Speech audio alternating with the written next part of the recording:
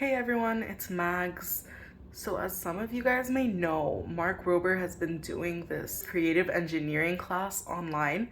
So since I had this summer completely off, I decided why not? I have a lot of free time and I haven't been feeling my engineering classes in university quite that much since it's all really technical and it doesn't really show the creative side behind all the designing.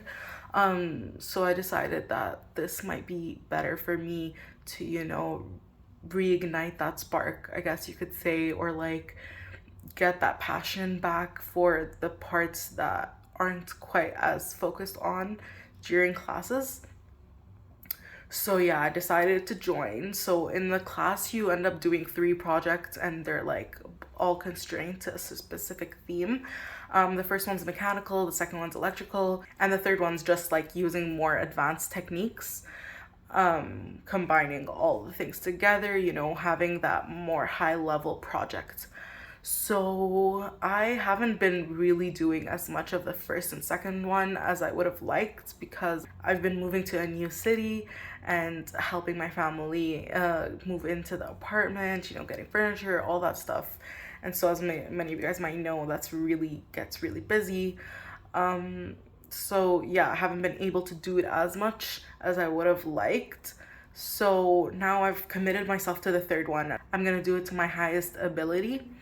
So yeah, I wanted you guys to come on this journey with me, see what ideas I can come up with this constraints that they have for the third project and see how it can go and how you can push yourself outside of your classes and outside of your comfort zone. So for example, that second project was electrical. When I'm in chemical engineering, we don't really see as much of that in my classes so far. So yeah, we'll see how it goes and I hope you guys enjoy the video. So I'm just packing up a bunch of the supplies I need to go to a coffee shop near me and watch the videos for this section. And yeah, once that's done, I'll get going and I'll show you guys me studying it, I guess.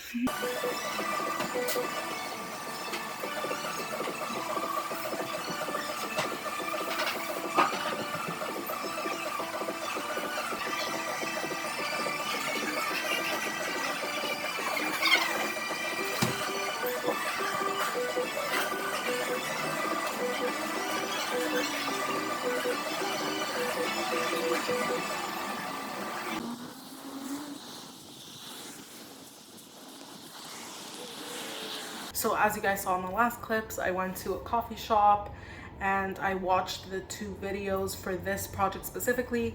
And I also put down my ideas and, followed what he did in his build. So I haven't done the research part yet where you like be a little more specific after you choose your initial idea.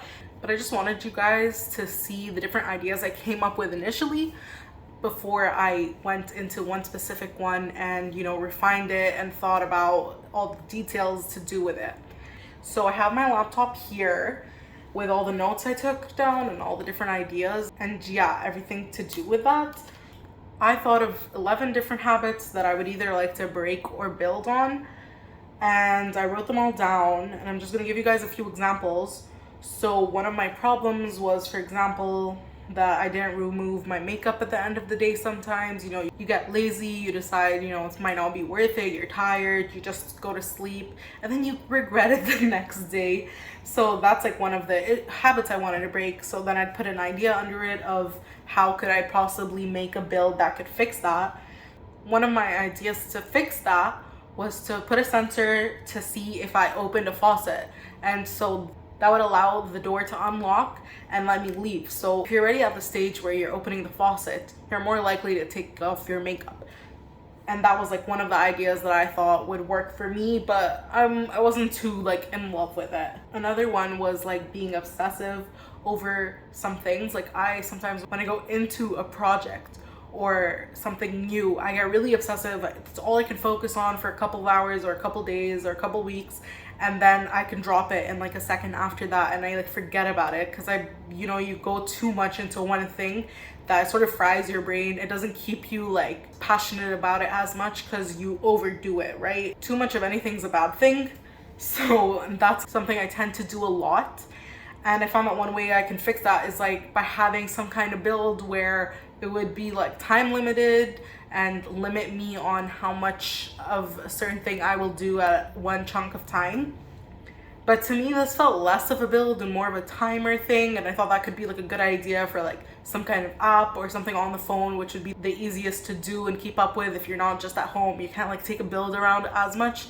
So that's also a reason why I didn't choose that one. Two of the ideas I really liked were finding a way to have me more consistently clean my room. As some people know, it's so easy to like, you have clothes around, or you put your clothes on like a chair, designated chair, and it just doesn't move for a while until you like go into deep clean and remove it and all of that. So that's something I struggle with. I find it really hard to put my clothes back in the closet, and so I wanted to find a way to fix that. Something that's also kind of related to that was I wanted to be more consistently wearing good outfits. I can sometimes go months just looking like an actual slob, just sweatpants, graphic tees, and like that's it.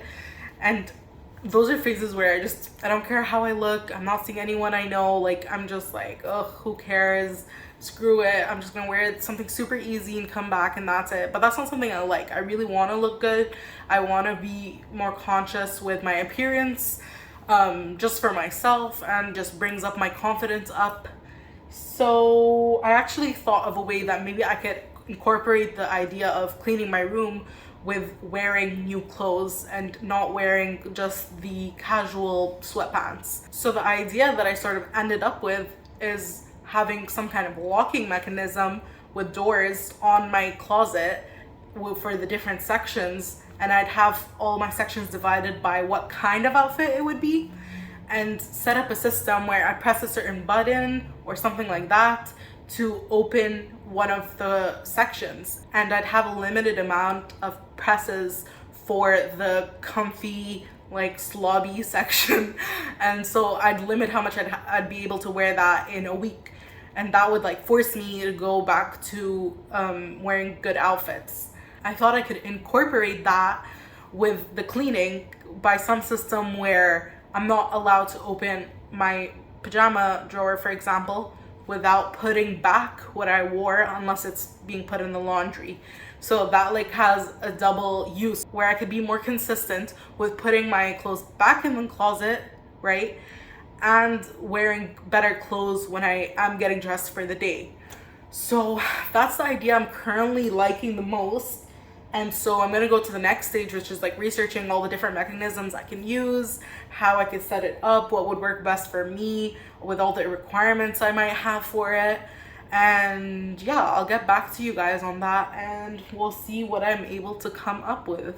I just wanted to show you guys quickly how I set this up on my laptop. So for build 3, I started it with like numbering all the different habits I wanted. So wearing makeup, removing makeup, spending less time on the phone, that kind of thing. So I have them all numbered on the different ones I found. So I did 11 of them, and under each one I put the solutions that came to mind on how I could fix that with a build. And yeah, so after you do this much, you're sort of choosing the best one that you like, which is this last one that I liked, of wearing the good outfits and keeping up with cleaning my room. And so yeah, I'm just gonna integrate that.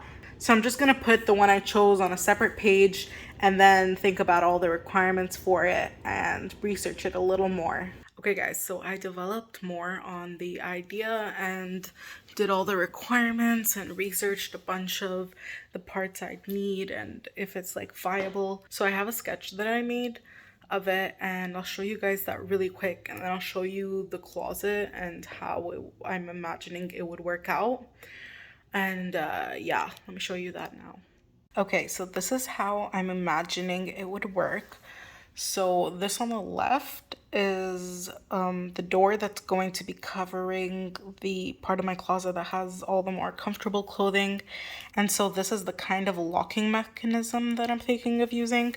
And it would basically involve having 3 turns, and then on the third turn it would align with this clear tube that has a magnet inside, and then when it drops in it will stop it from like moving further. And so yeah, I'd have to reset that in the end of the week with another magnet, which won't be with me during the week so that I don't cheat. And then here on the right is how I'm imagining I'll be able to put my stuff back in the closet. Yeah, so this is the cupboard, okay, from the top view. And this is the sensor that will be attaching from the side of it. And the motor would also be attaching from the side of it, like that. And so the motion sensor will feel when something's right next to it, which I'm imagining will be like the hanged piece of clothing of what I wore, so I put it back in. And from that, it'll tell the motor to turn and unlatch from that position, and then it will let this door here open up again. And then you can just reset it by closing it. So yeah, that's currently the idea, and I'll show you guys how it would work actually in my closet right now. So this is my closet. Try not to judge it too hard. So yeah, I usually keep like my shirts there, pants there, and then like jumpers and pajamas and stuff on the side with all of my nicer clothing hanged up. So I'm thinking of shifting some of the stuff that I do like in this, that are fancier, into a different closet, and the same thing with this, and just putting casual pants and casual shirts in that one, and then anything that's not casual in that one, or the other way around. And so yeah, like I'll just have a piece of wood or something just covering one of these with a hinge, and then having that locking mechanism on the other side. Yeah, so I put my pajamas down here, and my idea is that I'm gonna leave like a gap here where all the new clothing or the stuff that I've worn and want to hang back up in here. And then from that, the sensor will sense whatever's closest to it. So a sensor like on the side, and then have it go to the motor and telling it to open and close this switch here. So yeah, that's currently what I'm thinking, but we're gonna do the prototyping and see if that actually ends up working. So I'm gonna go get all my supplies tomorrow and get started on it. So yeah, as you guys can see, this video was just the brainstorming and the researching and like basically narrowing down to the idea that I'm gonna end up actually building. I hope you guys thought that was interesting, seeing a little sneak peek about how Mark himself designs his projects, obviously in much higher sophistication and much harder and like more involved, but this is like basically the same steps that he uses.